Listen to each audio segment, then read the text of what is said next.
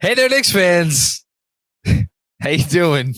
It's your boy, John of the Macri. I'm already losing my mind with you for another episode of the Knicks Film School Podcast. What? I can't keep a straight face when I pod with you anymore. What is it? Benjy Ritholtz. Hello, Benjy. Cheers. Playoff mode is activated. Cheers. A little drinking. We're in the grind. We're in the grind out here. Yeah. Man, there's like so many things I want to talk about, and yet at the same time, I feel like I don't remember it being this way for the series 2 years ago. Maybe because we were mostly losing, but like there's so much talking about. There was so much preparation going into the series, such that we knew, or we thought we knew exactly what we were going to see, and then they played game one, and we kind of. That's a good as good a place to start as any. Did we see what we figured we were going to see for the most part? Did anything shock you? Maybe that's a better way to ask it. Did anything shock me? Or even mildly surprise you? Nothing shocked me at all. I thought, if anything mildly surprised me, it was that the Knicks centers in Mitchell Robinson and Isaiah Hartenstein were in drop a little more frequently than I thought they would be. Because the fours blitzed, Randall and Toppin were all the way up at the level and beyond, basically doubling. Oh my God. Mitch and Hartenstein kind of stayed in a bit of a drop, and I thought that was interesting. I kind of get it. And now that I've watched it and seen it happen, but that was the only thing, because I thought they'd be super aggressive no matter where the screens came from on Garland and Mitchell. Otherwise, pretty much what we all expected, I think. We're already going to get into the weeds. Is the difference merely that if this is basketball 101, please yell at me, but like it's because the centers are the rim protectors and you want them closer to the rim, or does it not matter at that point when you're dealing with a high pick and roll? Like, why would the centers not come all the way out and the fours would? Yeah, so I don't think in the way that you're asking it or the way you're suggesting. I don't think it's because they want the centers closer to the rim when they are the ones guarding the screen. I think it's because they're more comfortable blitzing a pick and roll, allowing the slip pass when they have Mitch and Hartenstein behind, right? So if it's Randall's man screening, if it's Obi's man screening, and they blitz the screener, They blitz the ball handler. The ball gets to Mobley. How many times do we see that play where now Mobley's going downhill, but he's going downhill against Mitch or Isaiah Hartenstein? That's not so easy. But if it was Jarrett Allen catching at the foul line on Randall protecting the rim, well, now maybe we're in a little bit of trouble. So I think that was the gambit by Tibbs, was to say, we'll allow a couple pull-up threes here. We'll try to get our centers as close to the level as we can, but we don't want to all-out blitz because then we're left behind with non-rim protectors near the basket. I think that was the logic. I think it mostly worked. I mean, they gave up less than, what did they give up? 101, 99. What was the final score? 97? I can't remember anymore. 97, which I went and looked it up. It tied for the sixth fewest points that Cleveland has scored all year. Wow. Of course, yeah. Well, of course, the lowest they scored all year was the rock fight back in December. It was, I think, 90. We always scored, I think, 92 or something. I was at that game, and were you? Mitchell and Garland got all sorts of looks that night, and they didn't make anything. Yeah. It was just brutal shooting. But that's 97 points. So you can't really argue with the strategy. I think it overall worked. You're going to concede a couple pull-up threes that you don't necessarily want to, but I think overall you can, if you're good enough, if you're Grimes and you're Josh Hart, we'll talk about in a second, and you can pursue from behind well enough, you can contest well enough, you can live with it in spots, and kind of so that you always feel like you have the rim protection that you're looking for. Well, let's get the hard part of it out of the way, because I don't. I mean, maybe there's more to talk about than I anticipate. I don't know what there is to say other than we'll just say that he is doubtful. I mean, who the hell knows if he's going to play? He played 30. What did he play? 31 minutes, 32, whatever. He always plays over 30 minutes. He played over 30 minutes the other night. Deuce McBride, assuming he gets a chance, will not be playing 30 minutes. He will be playing, I don't know, 8 minutes, 11 minutes, 12 minutes, something along those lines. So it will be incumbent upon the other Nick wings to pick up the slack. We don't need to talk about what the Knicks would be losing if they didn't have Josh Hart. I think that's pretty obvious. I'll ask you, do you anticipate any significant changes to their approach if Hart doesn't play? Like, what maybe something we should be on the lookout for if he can't give it a go? Well, I think you lose obviously the rebounding and you lose the transition threat, and then just like the cojones, which you know, I mean, he showed it. There's significant. Yeah. Well, there's your wine. You miss all that. He showed it all in spades over the course of that game. I think Deuce's point of attack defense will actually be very valuable in whatever minutes that he gets. And I will say, watching all those minutes from the 4 games, Deuce, I think, got significant minutes in at least 2 of them and was frankly fantastic in every single minute that he played against Cleveland. It happens to be a really favorable matchup for him because his best strength is point of attack defense, and they have 2 guys who are very difficult at the point of attack to guard. So in that sense, you're losing all of what we just talked about with Josh Hart. But you're gaining, I do think you're gaining something. Not that Josh Hart is bad at the point of attack, but this is Deuce's specialty. Now it's a playoff game. Is he ready for it? Is he going to foul? A little bit over eager. I think that's all on the table. Yeah. But I think just kind of theoretically, Deuce is a good option to have. Now, what I wonder, because you're right, that Deuce is not playing 25 minutes in this game or 20. He's playing probably 10. Yeah. So Grimes gets the assignment on Mitchell. Mitchell played over 40 minutes. Grimes isn't, I don't think, going to play over 40 minutes. So who guards Mitchell when Grimes is not on the floor? Unless you divide the minutes perfectly, like I don't know if you have any good options there because IQ. I was about to say IQ in the one game where they kind of forced switches, he was beat pretty bad by Mitchell. Doesn't quite have the strength or the burst, I think, to handle Mitchell in that one-on-one matchup. Not that you could probably get by, but it's not ideal. RJ doesn't have the foot speed, so is there, or if let's say Grimes gets in foul trouble or whatever, like having Hart to take on that assignment and feel pretty good about that matchup, I think you're losing that security. But I think filling, the minutes will be filled by Grimes and IQ getting more minutes. They were pretty limited in the first game in terms of their minutes. And I think offensively, you should be fine other than, the offensive rebounding piece, but then you rely on your centers and Julius to kind of beat them up on the offensive board. So a lot goes into it. You lose the player that's made this team, who turned this team from like a decent team to a really good one. And so it's a big deal if he doesn't play, but I do think there are some ways they can compensate for it. Yeah. Yeah. And one thing that I was thinking about, so I was looking at Randall's substitution pattern, which kind of came out of the blue for me. I don't know that anybody was expecting this. And I have a theory, and it's what are we sitting here recording? It's 9:55. I really hope you don't blow this theory to shreds, because otherwise I'm going to have to rewrite half of my newsletter for tomorrow, which I'd rather not do. But here's my theory. Pulling Julius early, and which he did to the point of I thought it was like I was seeing something on the screen when Julius went to the bench, or at the very least, initially it was like, oh, this must be an injury-related thing. But then you look up at the end of the game and he played 34 minutes, and it's like, well, maybe it's not a minutes limit thing. Here's my theory. Pulling Julius early and then putting him back in when he did, and then having him essentially do 3 stints in the first half, allowed Julius to be on the floor when Jared Allen was not on the floor, and the only big in the game was Evan Mobley.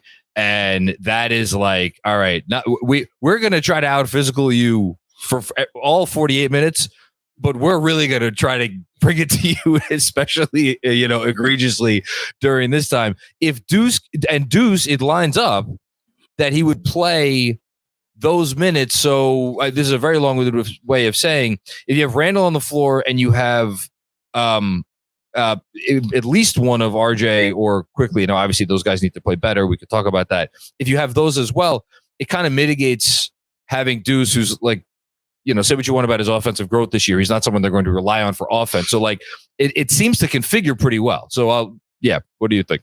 I like that. I agree with you on the theory, and I don't know if there was stamina or injury related concerns as to why they kind of went that way. Could be part of it or not. But I definitely agree that it was effective in the sense that you got Julius on the floor when they were playing those small lineups with Mobley at the 5, and you allowed Julius to operate a little bit without Mobley on him, which he took advantage of. Dean Wade in that first half was on him, and that was when Julius kind of really got going. So, yeah, I agree. I think that was the strategy. I think kind of allowing Randall, and then having Randall on the floor when Brunson was out as well to kind of be the hub of the offense, I think was all part of the strategy and really smart, and an adjustment that I also was surprised by and kind of glad that Tibbs went with. I don't remember if there were minutes where RJ kind of was the only starter. But I feel like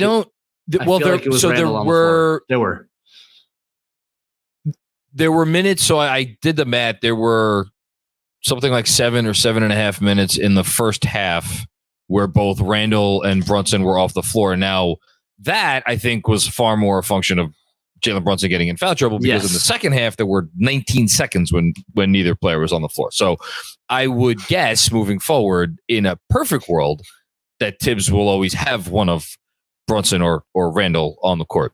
Yeah, that's something we discussed on our preview pod, was that I don't think RJ is going to have those opportunities to lead the bench unit. I thought it was going to be Brunson leading the bench unit. And I think that would have been the case in the first half as well. And now he's also has these Randall leading the bench unit minutes by pulling him early. So I think those are all that all goes into it. I didn't think he was going to have those RJ led units play significant minutes in this series. Yeah. Well, let's just keep the focus there for a minute, because I think after game one, much of the focus has been on what New York's defense did to try to stymie Cleveland's offense, and not much the other way around, because the Knicks kind of just do what they always do, and they out physical you, and they bully balled their way to 11 offensive rebounds after halftime, and they did something else which they did all year, which is not shoot the ball particularly well. Did you? I mean, yeah. Is this just a matter of like? And I'm going to leave the crunch time thing aside, because you did a great video on that, and I would implore everybody listening to this, if you have not watched Benji's video on their crunch time offense and some things they could do to adjust that, go watch it. But that's its own thing. I feel like let's just focus on the majority of the game. Is this just a matter of like make shots, play a little slower in Quickly's case, and just like be better? Or did you see anything again schematically that you think like, okay, the Knicks either have to be worried about this on offense moving forward, or they could easily change this? Like, what do you think they do on offense moving forward? Yeah, I think it was pretty much what you expected. Like, it's going to rely a ton on Brunson and Randall shot making, especially Brunson. It's a lot of guard-to-guard screens, trying to bring Mitchell and Garland into the action and playing off of that. I think they can do a little bit of a better job, and I focused on it in crunch time, but there were areas over the course of the game where they didn't do this very well, of making sure that those guard-to-guard screens yield fruit. Yeah, and right, and specifically that they operate in space, right? So like, otherwise, what ends up happening often is Brunson just ends up attacking the initial guy because they hedge and recover, and now you just have less time. So it doesn't really help you unless you actually do something about it and enforce the action a bit. Whether it's Brunson attacking early and trying to get them off balance, whether it's finding the slip pass or finding. But I overall, I really do think it's just about Grimes and Quickly playing better. I think those were the two. Like, everyone else, I felt like were pretty much at expectations, if not exceeding expectations. They all did their jobs. I thought Quickly was not a shell of himself. He was clearly just on 2x speed. That whole game. It was just the first 4 minutes, because it was in the first 4 minutes. I went through it. In the first 4 minutes, he was on the floor. All 3 turnovers happened, and 3 of the missed shots happened, and he even missed the free throw. Yeah. Yep. It was just a lot of rushed, forced stuff against the defense that's really long, and you have to be a little bit cautious about what you do. But also, they missed some good looks, and I feel like just maybe a settling in. For Grimes, it's his first playoff game. Quickly, obviously, had the series 2 years ago where he got some experience, but they're very young players who I think just need to settle in. I think those two guys just being better, and I think getting Grimes more opportunities. Like, quick swings when a guy's playing even slightly off of him. Like, we need to get that guy more shots. He loosens up a defense for us. And like, how many times we saw Brunson, like basically a one-on-one on top of the key with 3 guys looking at him. If Grimes is in one of those corners or one pass away, like, just get him the ball, let him attack or shoot. I think that will help and kind of loosen things up. I think they can utilize Quentin Grimes a lot better. And I think he's going to be an important guy in the series going forward, especially if Josh Hart is limited or doesn't play at all. He's going to be on the floor. I would be, if Josh Hart doesn't go tomorrow, I would be utterly shocked if Quentin Grimes did not play. 30 minutes is the bare minimum. I would expect it to be probably closer to like 35. Let me also say one more thing on that. That was also like Mitchell Robinson catch the ball and finish. like catch the ball and finish, man. Like he played well. He was relentless on the boards. He did a good job, really good job defensively anchoring. But there were a few plays, man, where like he's just butterfingers right now a little bit, and he can't let anything go, and like you can't drop points when they're available against this defense. So like catch the ball and finish, be sure-handed with it. Yeah, that's why like I feel like there's been 2 camps coming off of game 1. There's the camp of like, this game should have never been this close. We should have blown them out. This is going to, you will play better. And this is going to, well, not everybody, but some people think it's going to be an easy series. And then there's the camp that maybe it's just me. I might be the camp. The camp might be me, where I'm like, we were lucky to win this game because like there were, like you said, there were a few unforced errors, not a ton, but a few unforced errors. There was like, they turned, what did the Knicks turn it over 14 times? Now, to their credit, they did not allow the Cavs to capitalize on a lot of those turnovers, which has been an area of struggle for them all year. And then ultimately it comes down to the shooting. And that's what I was going to bring it back to, which is like, everybody's like, okay, New York's non-Josh Hart wings went, 3 of 21 from the floor. I think it's more appropriate to expand that to those 3 plus Randall and Brunson, because Randall and Brunson got points, but neither of them were efficient. And if you put those 5 together, RJ, Quickly, Grimes, Randall, and Brunson, they shot 32%. And those are your 5 biggest guys on offense, other than Josh Hart. Like, that's a really low number that I think will improve and needs to improve, right? Yeah, I'm just not sure you're going to see much improvement from Brunson and Randall, just in the sense that like. So that's fair. Yes, they're going to be facing it's a really tough defense with good, with good, like the guys on their initial assignments, Mobley and Okoro are are like 2 of the really good defenders in the NBA. The whole defense is designed to take them away. Like I thought they both had good offensive games, despite not being their most efficient. Well, let me jump. I think the reason I put it all together is like, if you are going to get those shooting numbers from them, which as you say is fine and you'll live with every day, like then like because those shooting numbers are low, that is the reason why the other shooting numbers should be higher, because theoretically the opportunities for those guys should come off of the attention that Randall and Brunson are getting, right? Totally. And I think that's why I think it comes back to Quickly and Grimes because, well, look, you haven't said his name. RJ hasn't made a 3 as you painfully described to me. No, he made one in the last pod. No, I'm saying like literally, like he's been the worst 3-point shooter since January in basketball. Yeah. I'm not going to be like, well, he's going to make 3 catch and shoot threes tomorrow because I think that's frankly against the evidence. Like we'll see. I hope he does, but I don't know. Grimes and Quickly have a track record now, and I think should make shots. I think they got some good looks that they missed. I thought Grimes was a little bit rushed, which happens to him when the game has energy and stakes sometimes. He's just a little bit rushed with his jumper. I think he's just got to settle in. But like, I think that's where the improvement comes in with those 2 guys, with Mitch finishing better. And then, transition opportunities. Can we not be the worst transition team in the history of the world? Just throwing the ball away, 3-on-2s, 2-on-1s, like basic transition execution is lacking. So let's like convert on the transition opportunities because we had a few of them that we didn't cash in. I think that's going to be really important as well. I guess trying to turn to the other side of the ball, like you you jumped on. You were active on. I love when you're active on Twitter. So it was a better day when Benjy Ritholtz was active on Twitter. For you, you were focused more on like the attitude of Cleveland coming out of this game. Like what did you expect? Like, this is who New York is.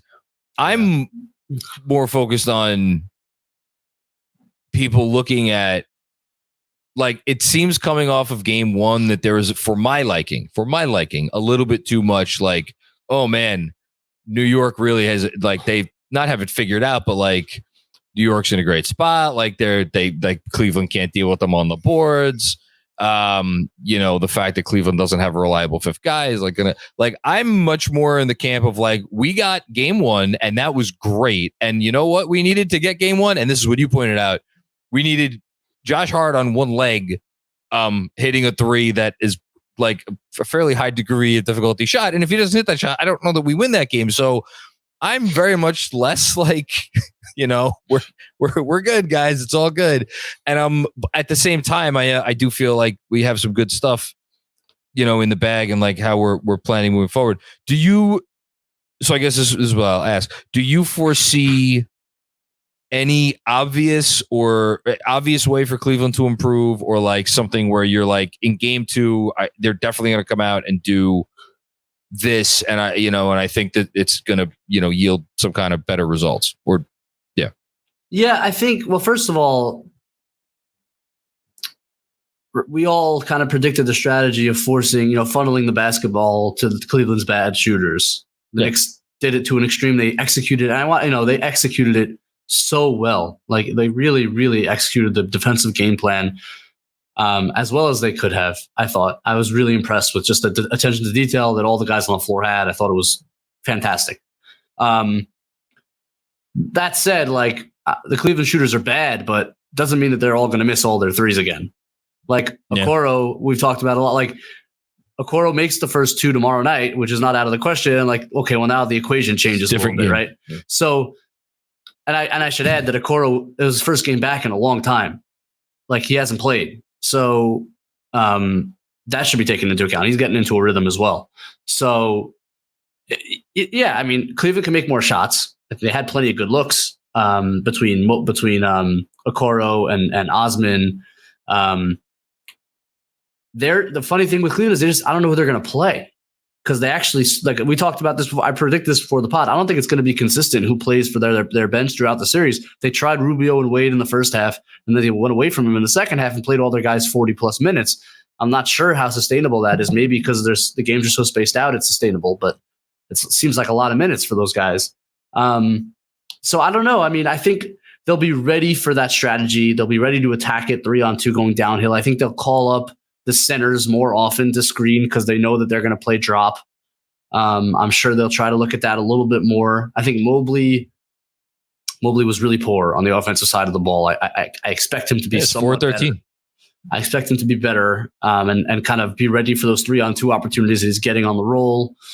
Maybe they stick Garland in a corner on those pick and rolls to try to get Garland in one of the corners as the shooter, which I think could hurt the Knicks. I think there are strategic moves that Bickerstaff could make here now that he knows what the coverage is going to be. And the question is going to be, does Tibbs adjust back? Does he change things up? Or is this what it's going to be for the next however many games? I think that's a test for Tibbs. So we'll see from the coaching perspective what adjustments are made. But I think it is true. I think the attitude coming out is true. Like, we are more physical. The fact that Cleveland's like complaining about the physicality is weird to me, considering like it's the first adjective you use about the Knicks all season long is physical. So I'm like, I don't know why this took you by surprise. But I think they'll be a little more ready for it. But it is the case that the Knicks will beat them up on the boards. The stats back that up. Like, I think that's going to be a big challenge. Do they play Robin Lopez? I don't think that's out of the question. Instead of those Mobley at the 5 minutes, how long can you stay with it if Mobley's getting beat up? I don't know. If Rubio and Wade don't get back, and I mean, Rubio particularly looked kind of washed to me. He looked a little washed. I don't know. Wade, you have Lamar Stevens, who has gotten some time over the course of the season, maybe gives you a little more athleticism. We'll see how Bickerstaff adjusts with that bench. But I think those are kind of the tactical moves I'd look at, is like calling up the centers a little bit more often, maybe stationing Garland in the corner a little more often, or even Mitchell when Garland has the ball and calls up the four. If they try to get those guys some corner threes, we'll see. I think, yeah, I understand the attitude coming out for the Knicks fans being confident, because I think I thought the Knicks controlled the tenor of the game, even if it almost slipped away. Like, I thought the Knicks imposed their style on Cleveland. I think that's what's really encouraging. But that also said, like, Donovan Mitchell's terrifying.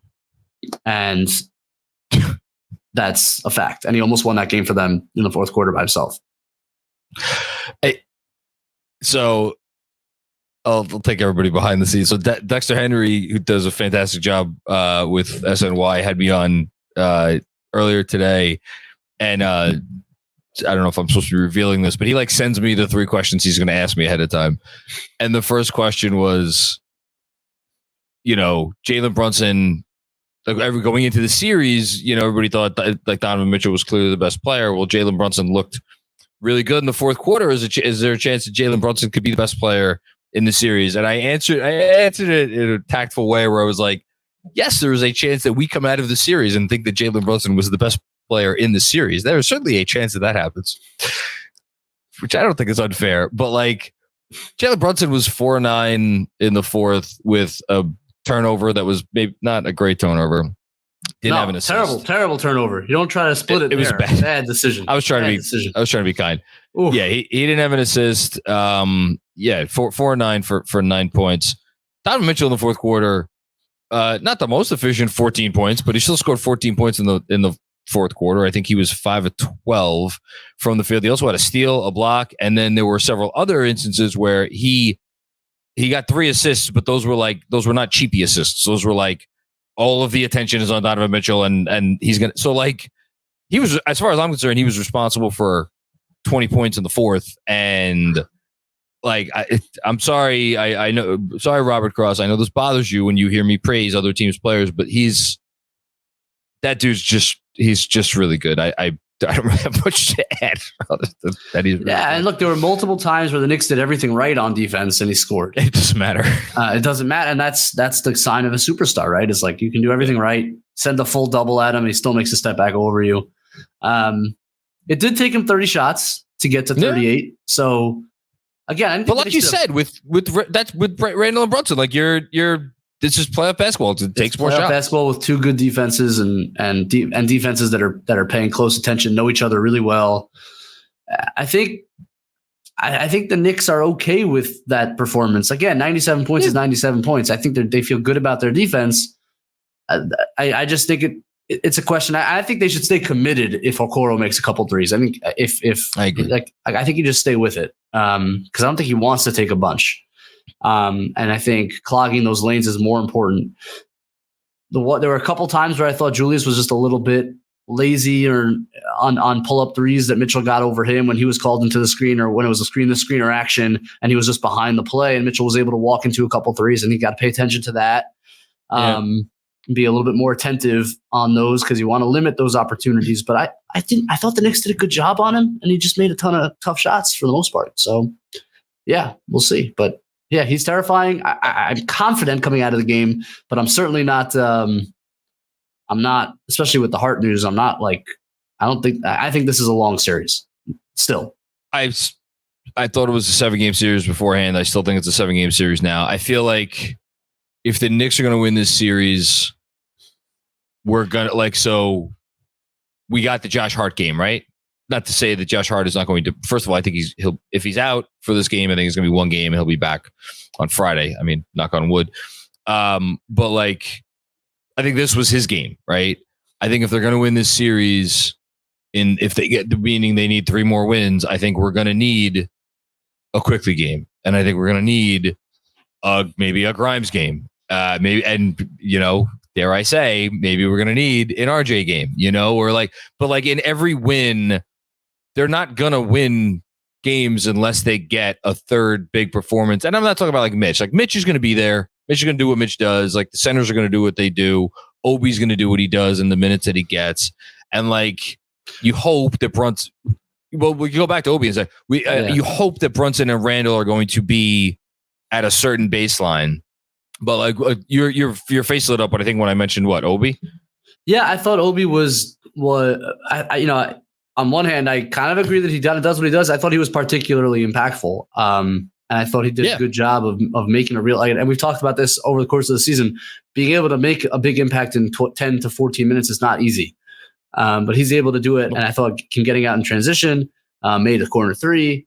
I just thought was really helpful to the team. I thought the bench played great. Even with quickly having a bad game, I thought the bench played great. And he had some defensive moments that weren't very good, but overall, like really good impact. But I think Brunson has the potential to like, and even Randall sometimes will go off. Like if Randall makes 6-7 threes in a game, which he's done against Cleveland before, but like Brunson has a chance if he really gets going to have one of his games where he like gets to 40 or whatever, and you could have a Brunson game where he wins you a game.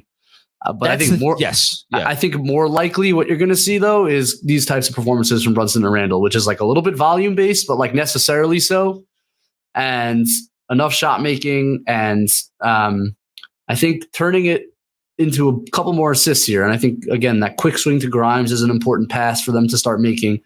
I think will go a long way to keeping the efficiency up for the offense. It's going to be a grind. They're not going to score easy points in this series. So it's going to be about, of course, the offensive rebounding, which they did in the first game. Keep that up, obviously. Be relentless on the boards. It's that kind of series, though, right? It's just a grind. Let's focus on it real quick, and then a couple more, and then we'll get out of here. The Cleveland saying all manner of things about, we need to be, spoiler alert, you need to be physical. Like this, that, and the other thing. You can't. To me, it seems very obvious. You can't like decide, okay, well, now we're going to flip the switch, and now watch what we're going to do now. Now we're really like the Knicks are going to do what they're going to do. You can't really. How do you prevent them from doing what they do? I don't know. One of the press conferences that got lost a little bit was with all the kind of like the quote unquote controversial statements or like whining kind of comments from Okoro and Garland and whoever else. Allen talked about. No, so Jared. So I was going to say Jared Allen's presser. They asked him about the rebounding. He said, "Well, Mitchell Robinson's one of the best in the league at it. Josh Hart's great at it too, and like we have been pretty bad at rebounding for 2 years, so it's kind of just like a bad matchup." Like you basically, you guys go look it up. No, I watched. That's basically what he said. I was like, it's not wrong. Which goes to your point, which is like, all right, maybe that's just the way it is. Like we talked about it again before in the preview pod. It's the guards are really small, the bigs are really skinny, and the wings are bad rebounders. Like they just don't get any rebounds. I think Okoro had one. Osman's not a rebounder. Like they just don't get rebounds. So it's that was always going to be a big inflection point in the series, and the Knicks made that. They won them the game in game one. And I don't see it not being an advantage in game two. One thing I think Cleveland could flip is the turnovers. They actually had one more turnover than the Knicks. The Knicks don't force. I thought it's 16, right? Yeah. I thought it was 14-13, but I could be missing. Oh, maybe you're right. I don't know.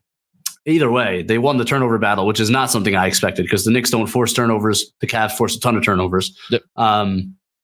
And the Knicks were somehow, I think that you got to be careful about and make sure. I think the Cavs might come out with more perimeter defensive intensity and really overplay and force the Knicks to go to second options, deny Brunson the ball. They did it in crunch time a little bit. I think you'll see a lot more of that and try to force other Knicks to beat them and really amp up the pressure. I think you definitely might see that. And based on Okoro's comments as well, I think you might see that a little bit more physical and just up in the Knicks perimeter players' grills. And I think being able to relieve that pressure and going backdoor and setting good screens and all that, all the little things become really important if that's the case.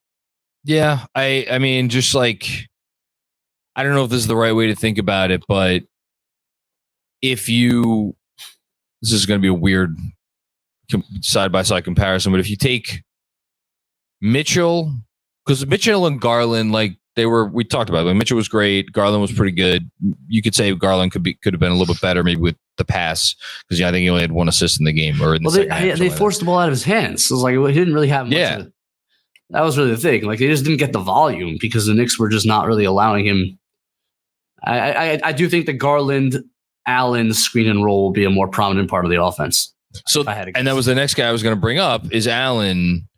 Allen or Mobley. Let's say Allen or Mobley, because you're not going to count on their top four, all four of them, having really good games. But like, if you take three of their top four and you account for like, okay, those guys are going to have their usual good to very good games. And then on the flip side, you're like, okay, Brunson, Randall, and then the New York of it all, which is the offensive rebounds, maybe a little bit more free throws. If those two things can be at either a tie or a relative tie, then theoretically New York's depth should win them the series, because then if those three things on each side are at a tie, then like from there on out, I think New York has the advantage. And then I think what it may come down to, and I was thinking about this as I was watching the Suns game against the Clippers in game one, what you want to hope doesn't happen if you're either team, and I guess this could be true of most teams in the playoffs, you don't want to waste a game that, like an unexpected game, like Torrey Craig went off for 20 something points and whatever he shot, like 9 to 12 from the field. Like that's Torrey Craig's usually going to do that. So like, and the Suns, Suns are still a very good team. They're favored and the whole thing, but like, they're probably not feeling great sitting here like, man, we got that game from Torrey Craig. We couldn't figure out a way to win it. Like, you don't want IQ to go off for 30 tomorrow and not win the game. Like, you want to save that for a game where it's like everything else lines up and like you win that game, which is obviously you can't plan that, but I don't know. Yeah, and the Suns have that similar issue, and Craig kind of filled it as Cleveland has, where it's like, and we'll wait till the postscript of this series to talk about. There's a lot. It's an interesting. The superstar heavy rosters have this problem more than the ones that don't have like the true superstars have, which is like, who's the fifth guy and like, how do we fill it in? And like the Suns have that same issue where they have zero bench. Nobody could produce for them off their bench last night. Oh my God. Craig started and had a great game, and he's probably not going to have that game again. So you're not going to, like, where are the contributions coming from outside of your big four? It's actually a very similar problem to what Cleveland is facing. And like, who's going to play on any given night? They don't even know who's going to plug in those holes. And I think that's going to be really interesting to monitor as both series go on. But I totally agreed. I feel like there's going to be a big Grimes game. I just do. And I quickly can't play worse. Like, God, no, Quick's been excellent. Quick's been excellent all year. Like, there's no reason to think that he's not going to have a much, much better game. And I feel good about that. Like, I feel like we're going to get one of those quick runs where he pushes a lead from 5 to 15 in just a couple of minutes. And 100%, you don't want to waste that. If you get that kind of game from one of your role players, it's important to kind of cash in the win for sure. Yeah. Completely agree. All right. Andrew's not, I don't think he's actively watching, so I could sneak in one before I let you go. Give me one thought. Damn it. Andrew's watching. Well, let's hope he doesn't cut us off. Give me one thought, not about the Knicks and the Cavs from this weekend. Anything you found interesting. Ooh.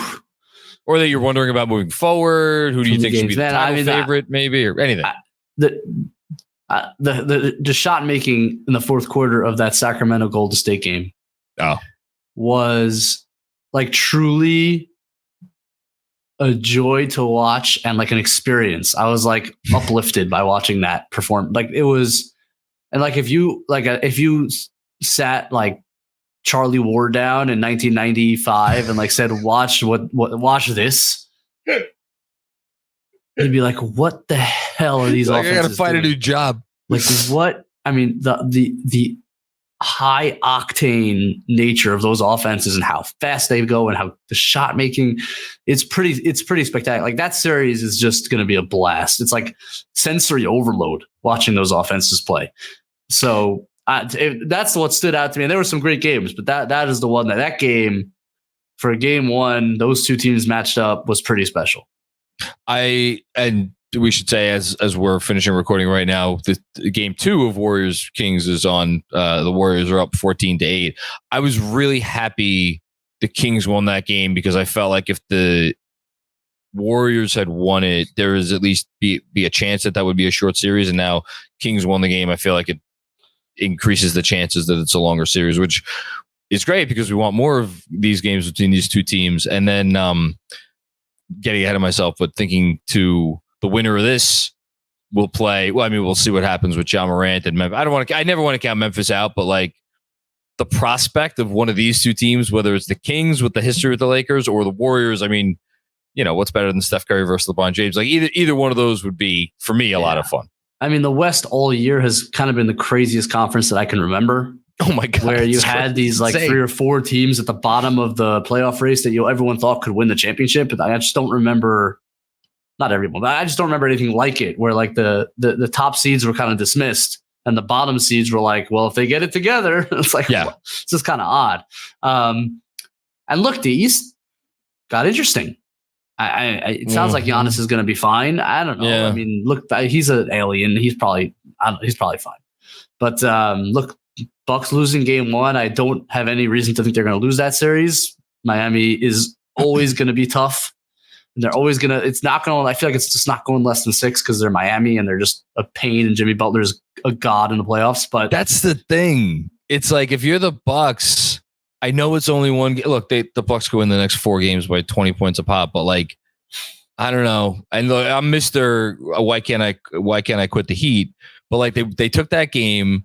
It's Jimmy Butler. You figure they're going to figure out a way to get at least 1 more, maybe 2 more if they, and then it's like there's a trickle down effect because then who does Milwaukee play in the next round? Well, they're going to play one of these 2 teams that we just talked about for this entire episode. And like, they'll probably win that series, but like, that's not going to be fun. And then all of a sudden you're maybe dragging your feet a little bit heading into a conference finals against either Boston or Philly. And it's they got the short end of the stick, man, with the way the fact that Miami lost to Atlanta.